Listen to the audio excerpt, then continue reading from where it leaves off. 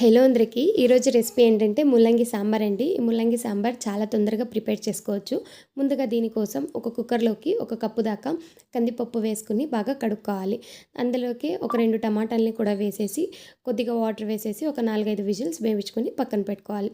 ఇప్పుడు స్టవ్ మీద ఒక పాన్ పెట్టుకుని అందులోకి ఒక 2 టేబుల్ స్పూన్ల దాకా ఆయిల్ వేసుకొని కొద్దిగా ఆవాలు, జీలకర్ర, పచ్చిశనగపప్పు, అలాగే మినప్పప్పు, కొద్దిగా కరివేపాకు కూడా వేసేసి 1 నిమిషం పాటు ఫ్రై చేసుకున్న తర్వాత సన్నగా కట్ చేసి పెట్టుకున్న ఉల్లిపాయ ముక్కలు, అలాగే ముల్లంగి ముక్కల్ని కూడా వేసుకొని కొద్దిసేపు ఫ్రై చేసుకున్న తర్వాత కొద్దిగా వాటర్ వేసేసి మూత పెట్టి మనకి ముల్లంగి అనేది ఒక 75% కుక్ అయ్యే వరకు మనము ఉడికించుకోవాలి. ఇప్పుడు అందులోకి మనం మెదుపు పెట్టుకున్న పప్పుని యాడ్ చేసుకొని కొద్దిగా పసుపు, ధనియాల పొడి, 1 స్పూన్ కారం పొడి, 1 స్పూన్ సాంబార్ పౌడర్, అలాగే చిన్న నిమ్మకాయ సేదంతా చింతపండు రసం, అలాగే రుచికి సరిపడా ఉప్పు వేసేసి బాగా కలుపుకున్న తర్వాత ఒక 5 నిమిషాలు మరలించుకొని లాస్ట్లో కొత్తిమీర వేసుకుంటే